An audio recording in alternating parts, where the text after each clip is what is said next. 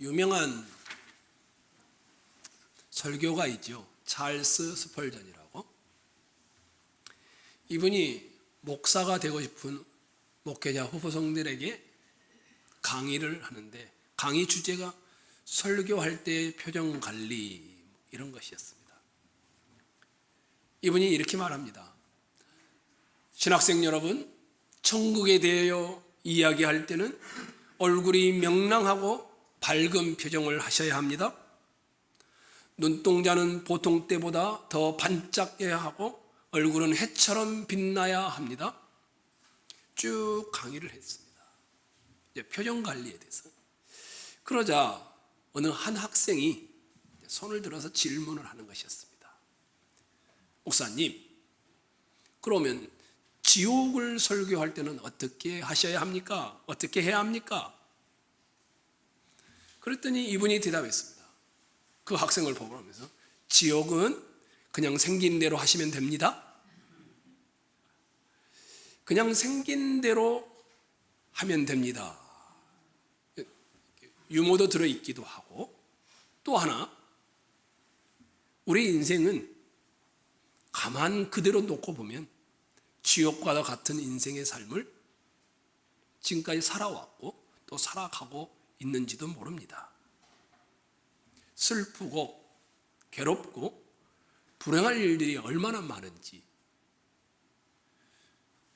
코로나 바이러스, 질병, 다툼, 전쟁, 죽음 정말 답답하고 아픕니다. 인생은 고해이다 이렇게 표현합니다. 누군가가 이런 현대인들을 보면서 이렇게 말했습니다. 현대는 아스피린 시대이다. 아스피린 같은 두통약이나 신경 안정제가 없이는 하루도 그냥 지내기가 어려운 시대이다라는 표현이었습니다. 정말 그러지 않습니까, 여러분? 하루하루가 얼마나 스트레스가 많은지 모릅니다. 지난 일주일만 한번 돌아보십시오, 여러분. 어떻습니까? 무겁고 혼란스럽고 어지러운 일들이 굉장히 많았을 것입니다. 그러지 않더라도 복잡하고 피곤한 일들도 여러분에게 있었을 것입니다. 어느 목사님하고 대화를 나누는데 이렇게 말합니다. 정말 잠을 푹 한 번만 잡았으면 좋겠습니다. 그 목사님뿐만 아니라 우리 모두가 아마 그럴 겁니다. 일찍 일어나서 직장인들은 지하철이나 자동차로 모든 사람들과 부대끼면서 하루를 시작합니다. 종일 업무에 시달리고 또 공부하는 사람은 공부에 시달리고 사람에게 시달립니다. 그리고 어떻습니까? 몸이 피곤해서 집에 돌아올 때쯤 되면 집에는 스트레스가 없습니까? 집은 집 나름대로 또 무거운 짐들이 여러 모양으로 있습니다. 게다가 시시때때로 예기치 않았던 사고가, 질병이, 아픔이 자기에게 다가옵니다. 쉬고 싶어도 바빠서 쉴 수 없는 이 시대의 우리들, 정말 고난의 연속이 있지요. 이런 우리들에게 누군가가 당신의 소원이 무엇입니까?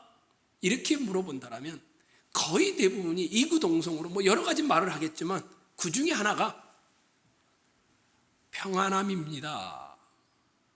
이렇게 말할 것입니다.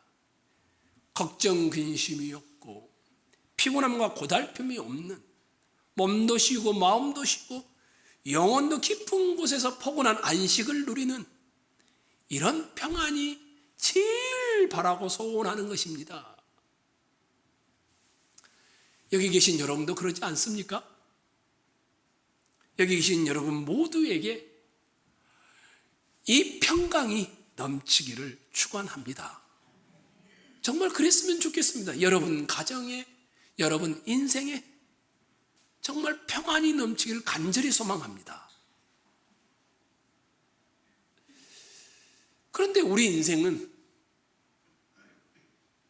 절대 그럴 수가 없습니다. 성경에서 가장 심한 고난을 당한 사람을, 가장 어렵게 인생을 살았던 사람을 뽑아보라 그러면 저는 주저하지 않고 바울을 언급할 것입니다.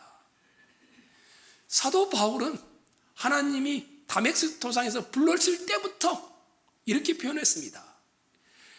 그가 내 이름을 위하여 얼마나 고난을 받아야 할 것을 내가 그에게 보이리라. 하나님이 부르셨는데 하나님이 고난과 함께하는 인생이라고 말을 했습니다. 그 얼마나 시간이 지났을까요? 몇 장 지나가지 않은데 사도행전을 보면 바울 사도 스스로 입으로 이렇게 말합니다. 하나님의 나라에 들어가려면 많은 환난을 겪어야 할 것이니라. 이런 인생을 살다 보니까 수차례 편지를 쓸 때마다 고난에 대하여 편지를 쓰고 고난받고 있는 자들을 위로하는 편지를 쓰게 되었습니다. 그 내용 중에 하나가 아까 서태기 집사님이 나와서 읽었던 고린도후서 11장입니다. 사도 바울의 고난에 대한 모습들입니다. 여러분이 한번 기억이 떠올려 줄 수 있을런지 모르겠습니다. 떠오르지 않으면 11장 24절 이하를 한번 쭉 봐보십시오. 사도 바울이 나열하고 있는 고난의 목록들이 무엇들입니까? 굶주림, 감옥에 갇힘, 배신, 매를 맞음, 한두 번이 아닙니다. 배를 타고 가다 파선하는 일, 강도를 만나는 일, 40에서 하나 감한매를 한 번도 아니고 5번씩이나 맞은 일, 시련의 목록, 고난의 목록은 끝이 없습니다. 그러면 우리는 자연스럽게 이런 질문을 하게 되죠. 어떻게 바울은 그 많은 고난을 당했는데 감당했을까? 그 많은 인생의 아픔 중에서 어떻게 맞서 싸웠을까? 더 나아가 시험과 환난을 당하는 다른 백성들을, 그리스도인들을 어떻게 위로했을까? 바울이 다른 백성들을 위로하는 편지 가운데 하나가 빌립보서의 내용입니다. 그 내용이 어떤 줄 아십니까? 주 안에서 항상 기뻐하라. 내가 다시 말하노니 기뻐하라. 너희 관용을 모든 사람에게 알게 하라. 주께서 가까우시니라. 아무것도 염려하지 말고 다만 모든 일에 기도와 간구로 너희 구할 것을 감사함으로 하나님께 아뢰라. 그리하면 모든 지각에 뛰어난 하나님의 평강이 그리스도 예수 안에서 너희 마음과 생각을 지키시리라. 기뻐하라고 합니다.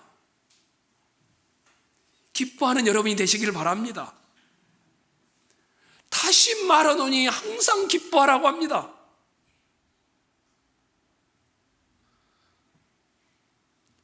떠오르는 생각이, 사도 바울은 신라 호텔 특실에 누워서 샴페인을 마시면서 빌립보 성도들에게 편지를 쓰고 있었을까? 이런 생각이 들죠. 아닙니다. 이 편지를 쓰고 있는 주 안에서 항상 기뻐하라 이 말을 하고 있을 때 사도 바울은 로마의 지하 감옥에 갇혀 있었습니다.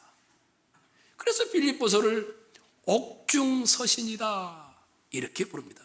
그것도 2번씩이나 갇혔는데 2차 투옥 때이고 거의 인생의 마지막이 가까울 때였습니다. 그런데 주 안에서 항상 기뻐하라. 호텔이 아닙니다. 지하 감옥입니다. 지상의 감옥도 아니고. 내가 다시 말하노니 기뻐하라. 어떻게 이런 말을 할 수 있을까? 근데 이 정도가 아닙니다. 7절을 한번 봐보십시오. 그리하면 모든 지학에 뛰어난 하나님의 평강이 그리스도 예수 안에서 너희 마음과 생각을 지키시리라. 하나님의 평강이 넘칠 것이다. 이렇게 말을 하고 있습니다. 이 평안이란 말, 평강이란 말은 뭘 말할까요? 여러분의 속, 여기가 잔잔한 바다와 같은 고요함과 조울에서 한쪽으로 기울어져 버리는, 마음이 기울어져 버리는 이런 것이 아닌 균형을 잡고 있는 상태, 이것을 의미합니다. 11절과 12절 한번 보십시다. 사모님 한번 보여주실래요? 11절과 12절입니다. 한번 여기를 보시고 읽어보실까요? 11절과 12절. 내가 시작.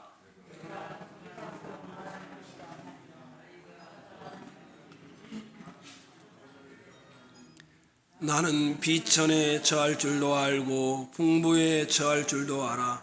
모든 일 곧 배부름과 배고픔과 풍부와 공포에 처할 줄 아는 일체의 비결을 배웠노라. 무슨 말인지 아시겠죠? 처지가 이렇든지 저렇든지, 병이 나서 아프든지, 감옥에 갇혀 있든지, 자유로운 사람이든지, 굶고 있든지 배부르든지, 어떠한 처지든지 자신은 한결같다라는 고백입니다.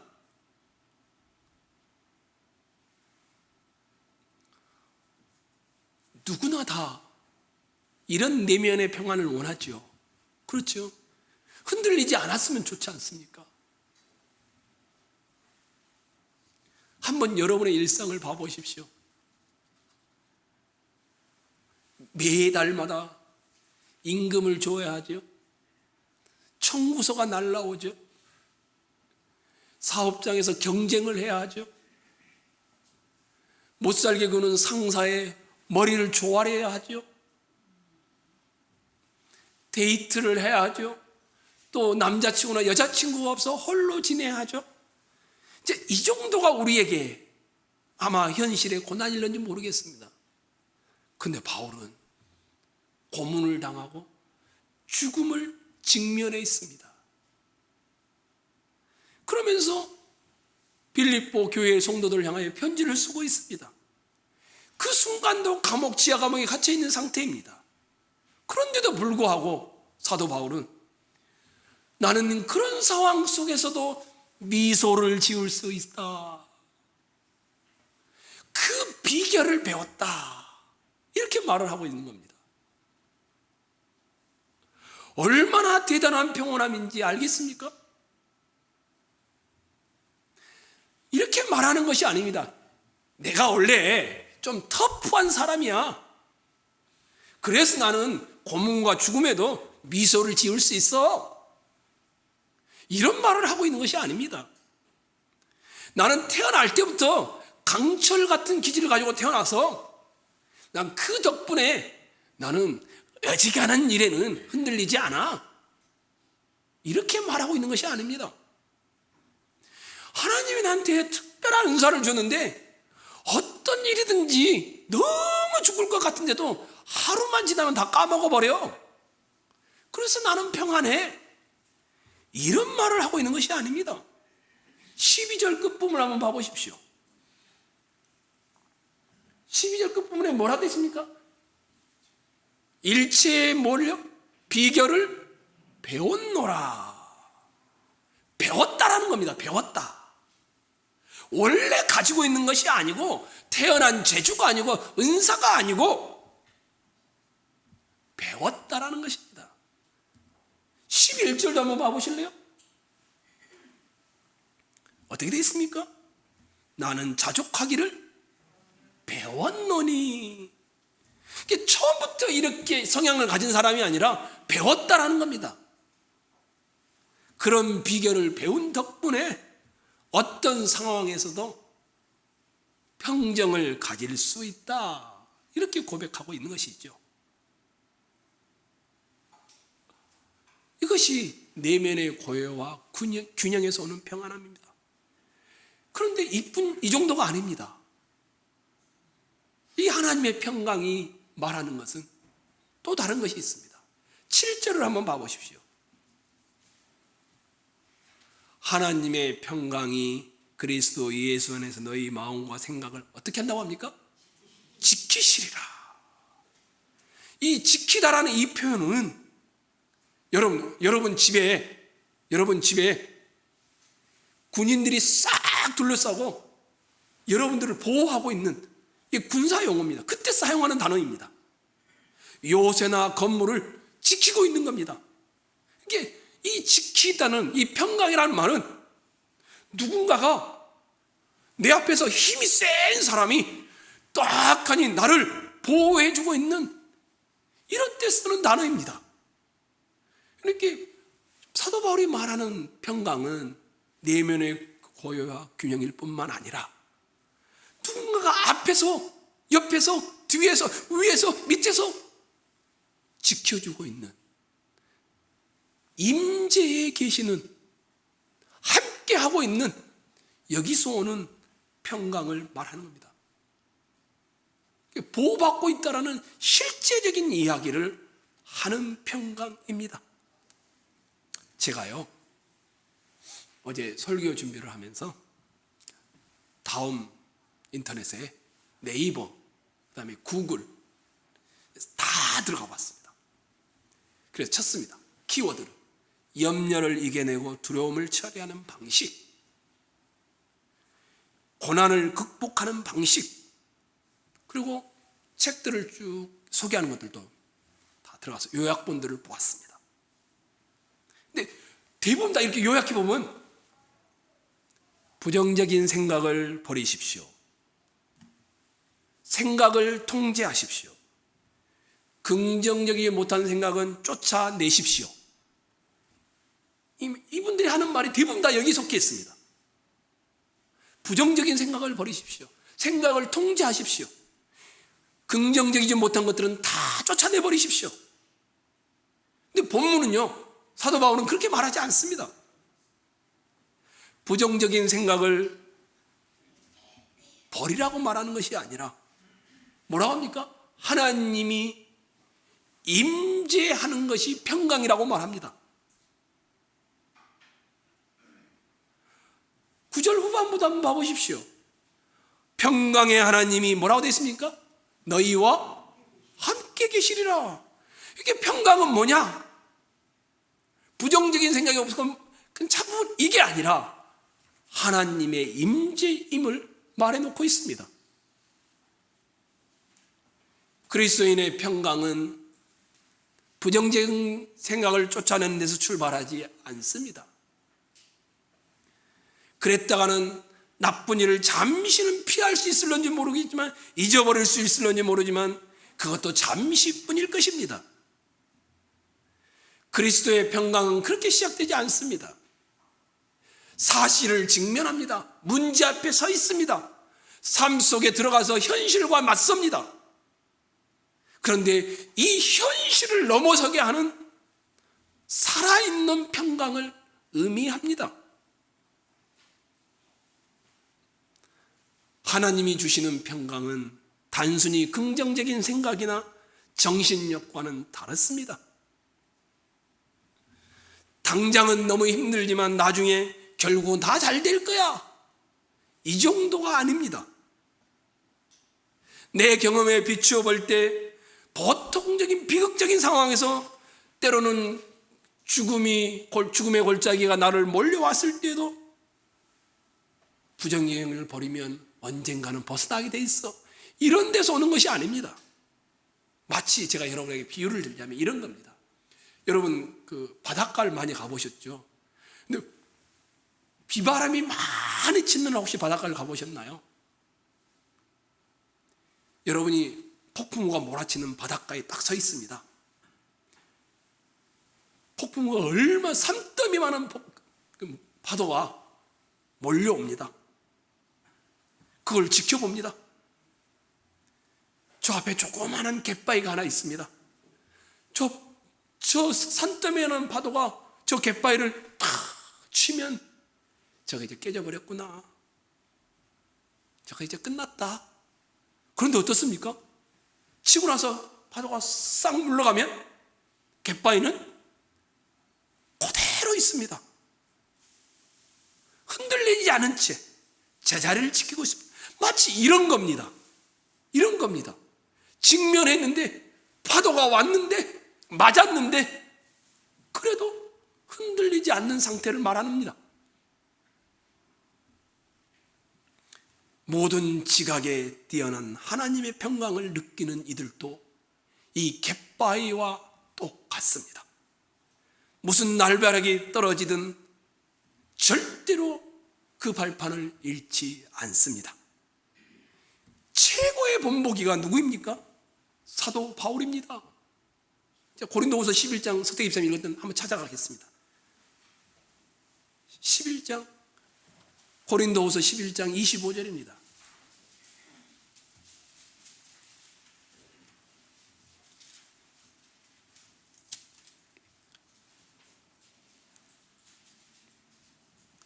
(24절부터) 읽을까요?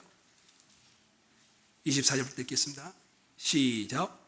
유대인들에게 40에서 하나 감한 매를 5번 맞았으며 3번 대장으로 맞고 1번 돌로 맞고 3번 파선하고 일주야를 깊은 바다에서 지냈으며 여러 번 여행하면서 강의 위험과 강도의 위험과 동족의 위험과 이방인의 위험과 시내의 위험과 광야의 위험과 바다의 위험과 거짓 형제 중에 위험을 당하고 또 수고하며 예수고 여러 번 자지 못하고 줄이며 목마르고 여러 번 굶고 춥고 헐벗었노라.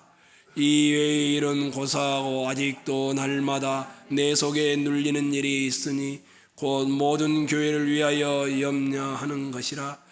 누가 약하면 내가 약하지 아니하며 누가 실족하게 되면 내가 애타하지 아니하더냐. 여기까지입니다. 바울은 무슨 말을 하고 있습니까? 수많은 인생의 큰 파도가 왔는데 한결 같았다라는 겁니다. 그 말을 빌립보서 4장에서 똑같이 하고 있습니다. 12절 한번 봐보십시오. 4장 12절입니다. 여기 보시고 한번 읽어볼까요? 시작. 나는 비천에 처할 줄도 알고 풍부에 처할 줄도 알아. 모든 일 곧 배부름과 배고픔과 풍부와 공품에도 처할 줄 아는 일체의 비결을 배웠노라. 무슨 말을 하고 있습니까? 모든 환경에서 동요하지 않는 법을 배웠다라는 겁니다. 아무리 거대한 삶의 파도가 몰려와도 바울 사도를 깨뜨릴 수 없었다라는 겁니다. 그리고 그 비결은 타고난 재주가 아니라 은사가 아니라 배웠다라고 못 받고 있습니다. 그래서 오늘 여러분은 어떤 인생의 풍파 앞에서도 흔들리지 않는 그 비결을 바울처럼 배우시기를 축원합니다. 그래야 혼돈 앞에서, 이 무서운 세상 앞에서 흔들리지 않지 않겠습니까? 그러면 타고난 게 아니라면, 배워야 할 자질이라면 어떻게 이런 평강을 배울 수 있을까? 당연히 이 질문이 되겠죠. 어떻게 하면 이것이 우리 것이 될 수 있을까? 제가 어제 그리고 그제 우리 성도들에게 카톡을 보냈어요. 뭐 그냥 무작위로 보냈습니다. 다 보낸 건 아니니까. 이렇게 보냈습니다. 갑자기 뭐 앞뒤 말 한마디도 않고 이렇게 보냈습니다. 인생을 살다가 마음이 너무 힘들고 평안이 없고 무섭고 도저히 버틸 힘이 없을 때 어떻게 이겨내셨나요? 또 이겨내시나요? 이렇게 보냈죠. 그리고 또 물어봤죠. 이름을 거론하면 성공할지 모르겠지만 우리 김대시 집사님이 제가 물었더니 이렇게 대답했습니다. 이것도 지나가리라. 옛날에 제가 설교한 적이 한 번 있었는데 늘 기억하면서 힘들고 어렵고 막막할 때 이것도 지나갈 것이다. 또 자신의 인생의 경험을 통해서도 어두움은 반드시 끝이 있다는 것을 보았기에 참고 기다린다. 이렇게 말을 하더라고요. 임재 권사님에게도 똑같이 물었습니다. 그랬더니 이분은 기도하며 운다. 그러면 마음의 평안이 온다. 속이 평안해진다. 이렇게 말을 했습니다. 최문양 성도님에게도 제가 카톡을 보냈었는데 가장 심각하게 대답을 또 진지하게 해주셨습니다. 이렇게 말을 했습니다. 사람들마다 사는 방식, 모습들이 다르듯이 내 옆에 있는 가족과 사랑하는 사람과 나에게도 다릅니다. 그런데 이 모든 삶의 자리에서 모든 것을 견딜 수 있는 것은 힘을 주시는 예수님 계시기 때문입니다. 모든 걸 이겨낼 수 없지만 그래도 주님이 늘 함께 하신다라는 이것 때문에 마음의 위안과 위로가 느껴집니다. 몸이 아파서 힘들지만 그래도 주님이 나와 함께 계시니 항상 지켜주시니 이것이 감사의 마음으로 바뀝니다. 이렇게 보내왔어요. 우리 김정민 형제에게 물었습니다. 똑같이 물은 겁니다. 청년님께. 의외의 대답을 했습니다. 첫 번째가 뭐냐? 많이 먹습니다. 막 힘들면 많이 먹는답니다. 그리고 기도한답니다. 하나님 앞에 독백적으로 기도를 한답니다. 김미애 성도님한테도 이렇게 답장이 왔어요. 갑자기 질문을 하니 뭐라고 해야 될지 모르겠네요. 언젠가부터 하나님을 생각하면서 버티는 실력이 커졌습니다. 짜여진 말 같지만 주님을 제가 알고부터는 자꾸 하나님을 찾고 있는 저의 모습에 보게 되어집니다. 쑥스럽습니다, 목사님. 저는 하나님을 만나지 못했더라면 아마 만신들을 모시거나 만신들을 믿고 찾아 헤맸을 것입니다. 이렇게 그 외에도 여러분들이 답을 해주셨는데 제가 우리 성도들이 평강을 어려움을 어떻게 극복하는지를 보면서 이것을 종합해 보았습니다.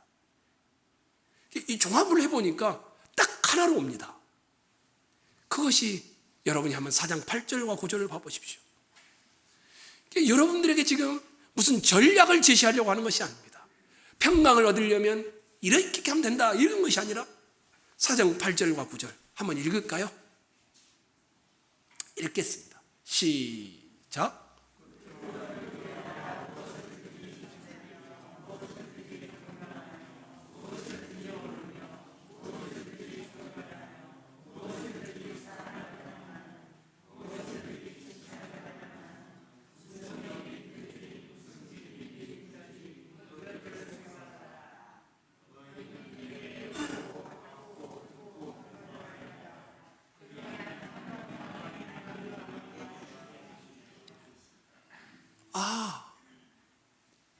어떻게 하면 우리가 그 바울이 그 거대한 파도 앞에서도 깨트려지지 않는, 흔들리지 않는 평강을, 고요와 균형과 이것을 누릴 수 있었는가?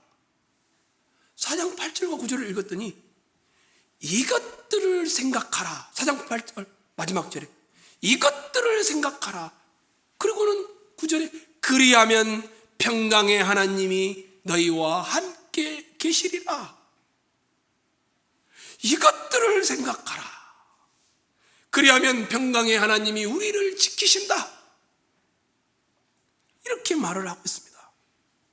이것들을 생각하면 인생의 가치관이 되고 이것들이 기준이 되고 이것들이 심지에 가득하게 되면 어떤 거대한 파도가 몰려와도 무너지지 않는다. 이렇게 말을 하고 있습니다. 그러면 이것들을 딱 생각하기 쉬운데 먼저 여러분과 보아야 할 것은 여러분과 저는 대체로 생각하는 것을 싫어한다는 겁니다. 생각하는 것은 사람에게만 주어지는 고유한 권한인데 우리는 생각하기를 TV에게 맡깁니다. TV나 인터넷이나 컴퓨터나 모든 상상력을 동원해서 거기에다 다 갖다 바칩니다. 그 정도가 아니죠. 여러분과 저는 TV를 거의 목자로 삼지요. TV는 나의 목자시니, 청년들은 게임은 나의 목자시니, 또 하나는 생활이 너무 바쁘니까 생각하는 것을 싫어합니다. 근데 사도 바울은 분명하게 이것들을 생각하라. 그리하면 그리스도의 평강이 너희를 지키신다라고 말하고 있습니다. 그러면 어떻게 생각해야 될까요? 뭘 생각해야 될까요? 그 생각은 뭡니까? 8절이 나와 있습니다. 그 전반부이죠. 형제들아, 무엇이든지 참되며 무엇이든지 경건하며 무엇이든지 오르며 무엇이든지 정결하며 쭉 이어지죠. 그리고 끝절에 이것들을 생각하라. 그러면 여기서 말하는 참된 것, 여기서 말하는 옳은 것, 여기서 말하는 정결한 것, 여기서 말하는 경건, 사랑할 만한 것, 이런 건 다 뭘까? 대부분의 목사님들이 뭐라고 해놨냐면 큐티하는 것이다.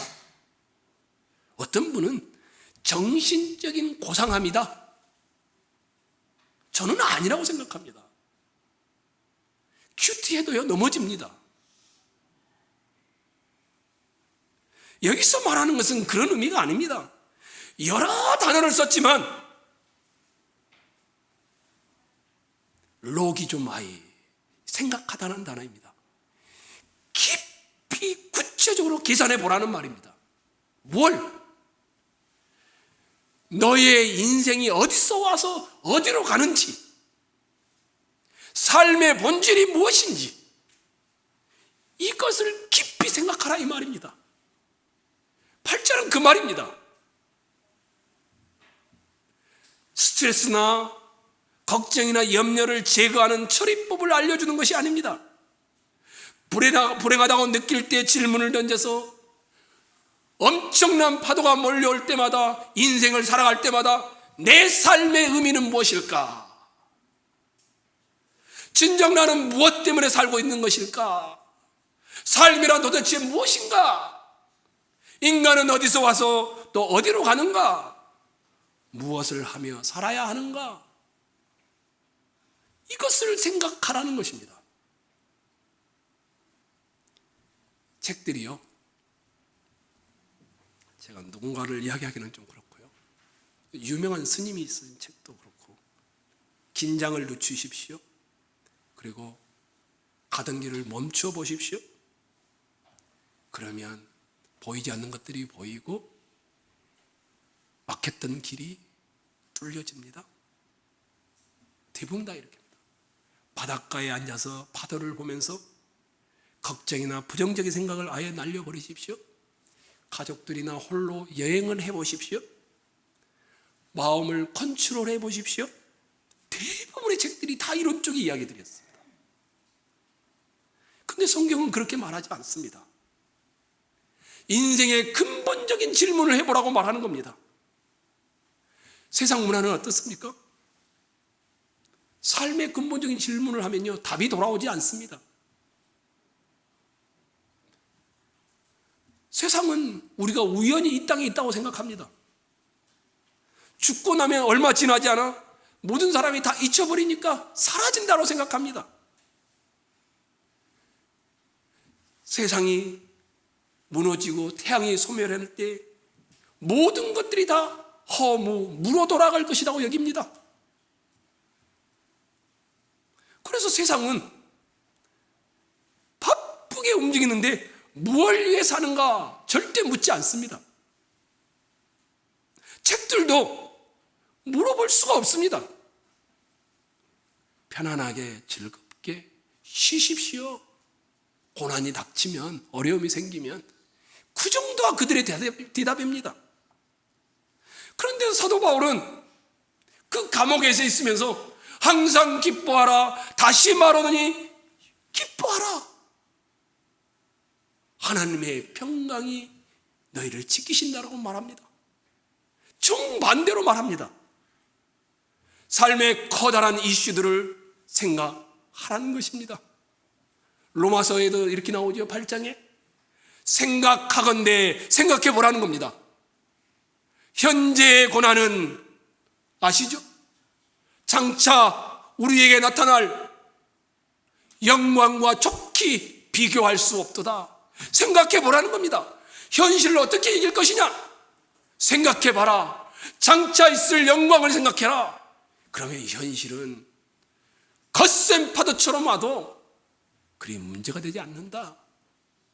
이렇게 말을 하고 있는 것입니다. 깊이 생각하라는 겁니다. 속에서 기쁨이 솟아날 때까지 생각하고 생각하라는 것입니다. 영광을 생각하고 또 생각하라는 것입니다. 여러분, 질문을 하겠습니다. 생각해 보십시오. 여러분은 예수님이 참으로 하나님의 아들이신 것을 믿으시나요?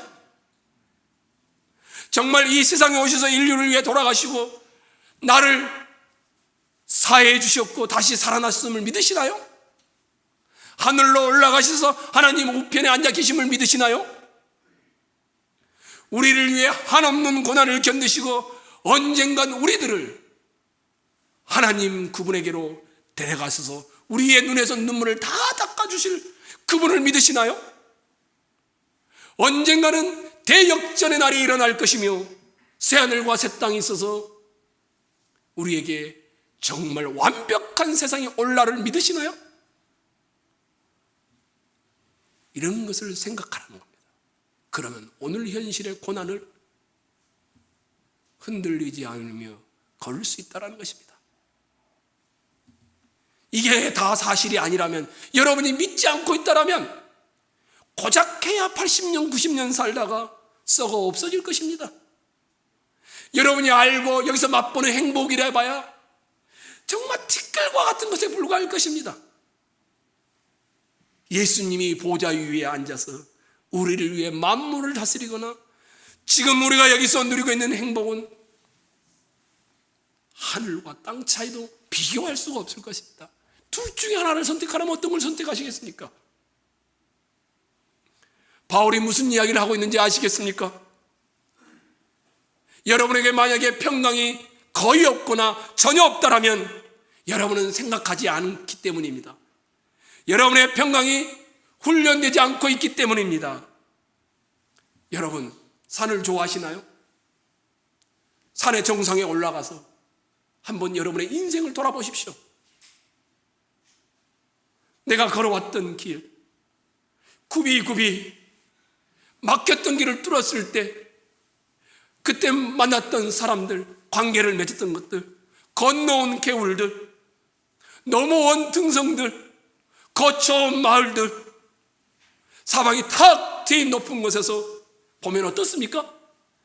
그 사람과 사람이 만났을 때, 등성을 올라갈 때, 개울을 건널 때 너무너무 힘들어 울었는데 정상에서 보니까 그 모든 것이 다 감사하고 추억일 뿐입니다. 그러지 않습니까? 바울이 주문하고 있는 게 바로 그것입니다. 이것들을 생각하라. 이 말은 크고 높게 생각하라는 것입니다. 하나님이 어떤 분이시며 무슨 일을 하셨고 그리스도 안에서 우리는 어떤 존재이며 역사는 어디로 흘러가고 있고 이것을 깨달으라는 것입니다. 나를 위해 그리스도가 당한 고난과 그분이 주신 여러 약속들, 대역전의 날이, 완벽한 행복이 우리는 아직 맛보지도 않았고 오지도 않았다는 사실, 이것들을 생각하라는 것입니다.